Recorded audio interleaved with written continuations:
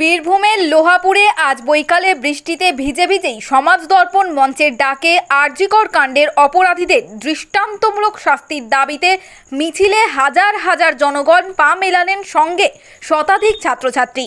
উপস্থিত ছিলেন সমাজ দর্পণ মঞ্চের সভাপতি শিক্ষক আব্দুল সেলিম, সহ সভাপতি সুরাজ শেখ, সেক্রেটারি মিরমণি, মঞ্চের অন্যতম সদস্য শিক্ষক মোহাম্মদ আজারউদ্দিন, বিমান দত্ত, মঞ্চের মহিলা সেলের সদস্যা নাজনীন পারভিন, মার্জিনা খাতুন সহ আরও অনেকেই।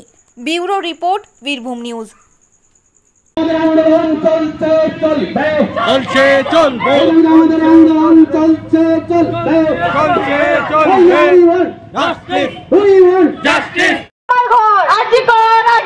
নারী নির্যাতনের বিরুদ্ধে লড়তে হবে।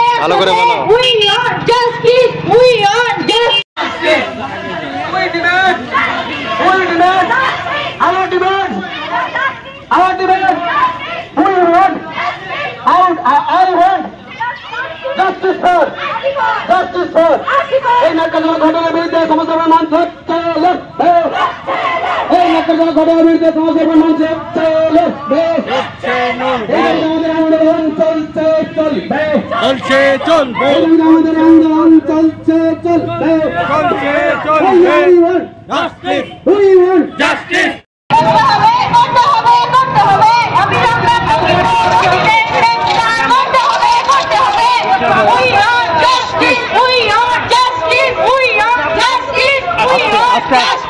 Start